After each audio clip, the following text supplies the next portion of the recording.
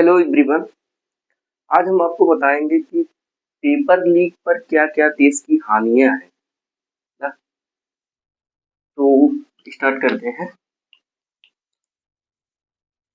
सबसे पहले आप ये जानिएगा, एक होता है स्लीपर सेल, और स्लीपर सेल को कंफर्म हम आपको बताएं इसके पहले ये देख समझिए कि स्लीपर सेल टेररिज्म से कैसे जुड़ा है, आतंकवादी घटनाओं से कैसे जुड़ा है ना। तो यहाँ पर रहते हैं क्या, फर्स्ट ऑफ ऑल दूसरे देश के टेररिस्ट चीफ रहते हैं, आतंकवादी सरगना, आतंकवादी सरगना। ये आतंकवादी सरगना मान लीजिए इसे जैसे मोहम्मद इत्यादि इत्यादि जो भी है, वो क्या करेंगे, आपके देश में एक स्लीपर सेल बनाते हैं, स्लीपर सेल। और वो क्या करेंगे, उस स्लीपर सेल में जो है लोगों को जोड़ेंगे, उसमें फंडिंग करेंगे, उनको हर तरीके से जो है वो सिक्योरिटी प्रोवाइड करेंगे, हर तरीके से गोला बारूद इत्यादि देंगे ना। जैसे गुजरात में 8 लोग पकड़े गए थे ना, आतंकवादी घटनाओं से जुड़े हुए लोग ना। तो ऐसे ही स्लीपर सेल में क्या करेंगे, आपको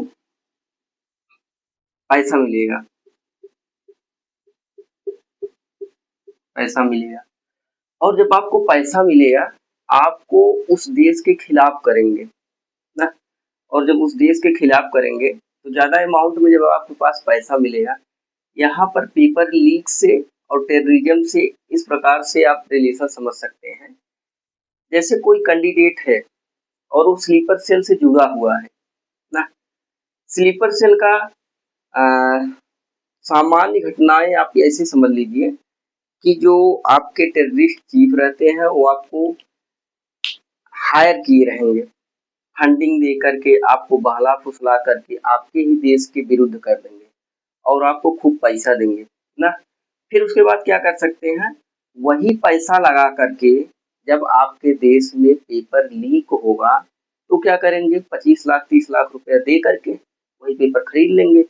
और जब पेपर खरीद लेंगे तो क्या करेंगे, वो प्रशासन के तौर पे, वो अब क्या है कि साइंटिस्ट के तौर पे, और वो रेलवे डिपार्टमेंट के प्रशासन के तौर पे, वो रेलवे डिपार्टमेंट के जो सीनियर सेक्शन ऑफिसर हैं उनके तौर पे ना, ऐसे लोग जो है ऐसे पदों पर जाकर बैठ जाएंगे।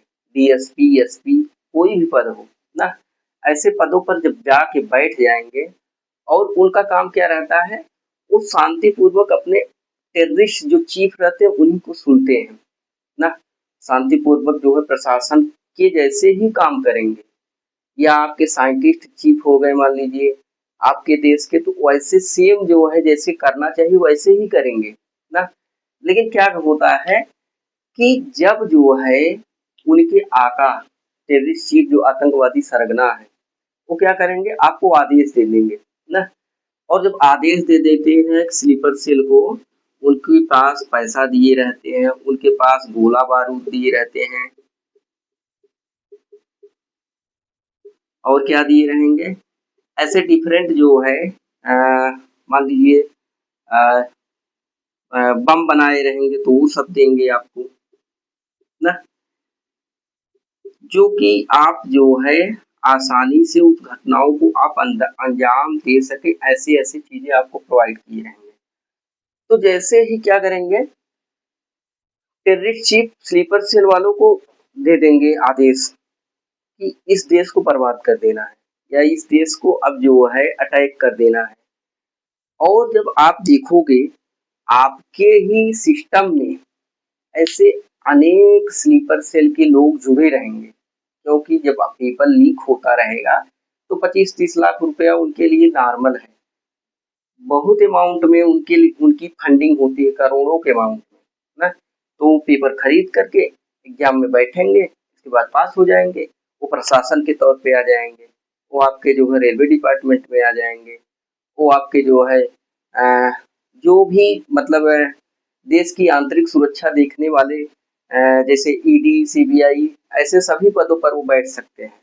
और जब ऐसे सभी पदों पर बैठ जाएंगे और एकाएक अपने आका के कहने पर अटैक कर देंगे, और जब अटैक कर देंगे तो आपका देश यहीं खत्म हो जाएगा ना। एक तो हाल ये है, ये आपका ये सब लाश है, ये सब आपके लाश है। दूसरी चीज क्या है, जैसे पेपर लीक होगा तो क्या होंगे, आपके देश में भ्रष्ट इंजीनियर पैदा होंगे ना।